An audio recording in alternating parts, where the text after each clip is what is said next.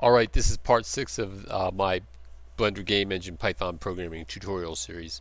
And in this series, this lesson will just modify the code a little bit and kind of clean it up and get it organized. Now, you should be familiar with this from the other Blender Python tutorials that I have run for you working within Blender Render. That's bpy.code instead of bge.code. Alright, so if not, we'll just take a look in here and see what we do. So normally what I have in here, I have all this stuff lumped under this one method called main. That's our starting method, and it gets executed down here.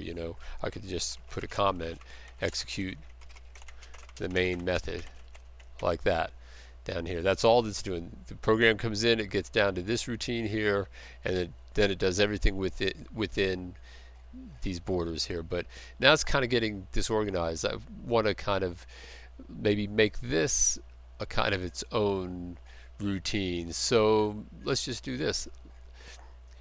Notice the indentation in there. Let's define a different routine, and let's just call it def something simple, check object positions, like that, and end it with a colon like this. And then suddenly all this code here is within this method called check object positions. Alright, what did I do here with 0, 0? How did I get that? What is that there? How did that get on its own line? I better go check that. Alright, so, and then I'm going to have to execute the various methods.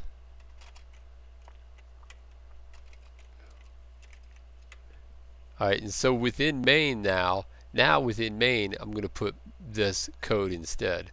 Alright, checked object positions. So this kind of stands alone all by itself down here.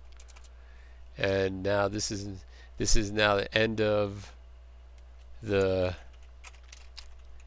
checked object positions method, like that. And that way this kind of all by itself. Right? And then this up here is end of the main method. Let me see. And then within main, I'm going to have to call this other routine. So maybe I'm checking for all the keyboard stuff, and then indented here I'll say check object positions, like that, and no colon. So now it should do the exact same thing, except what I've done, I've encapsulated this method within its own little code block like that, and then I just call it from within main here, and it should just call it over and over again. So let's just see if that actually works, see if our code's still running. Alright, so I press P, there it goes, still running. Let's see if it resets. And is it resetting?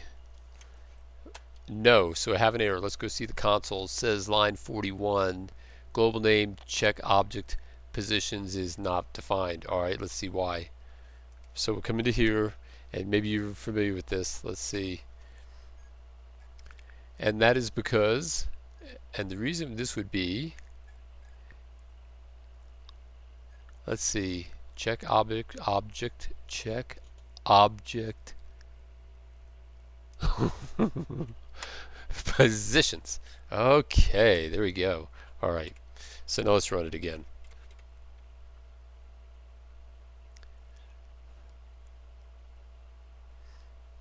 Is it going to reset? I don't see it resetting. Let's see.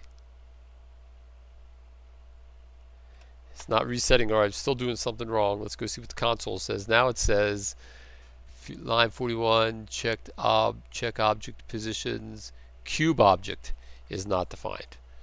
Alright, so let's see what I did there. Cube object on line 55. Line 55, if cube object, so cube object is, so therein lies the problem. So I've defined cube object out within main, so it doesn't know it. So I'm going to put main. I'm going to put this up above here, or I am going to do. Let's do this. I'm going to just change the location of main and put it down here. So all the main program is doing right now is looking for the keyboard event code, and then up in here this stuff gets executed first.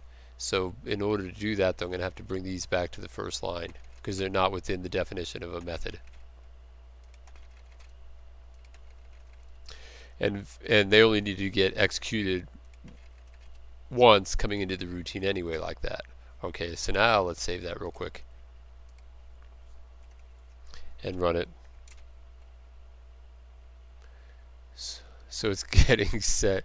It's blasting it. You can see it's blasting it away. Holy cow. It's barely blasting that one. Why? Let me move this. I must have moved that down. No. Let me move that up. Let's try that again. Okay, there it goes. Okay, so that's all we're really doing in this code. We're just modularizing it a little bit like that and kind of putting them in their own, encapsulating them into their routine. Next time what we could do is we could just call main and it could just do something else. Well, we'll do that in the next lesson. All right, I'll see you then.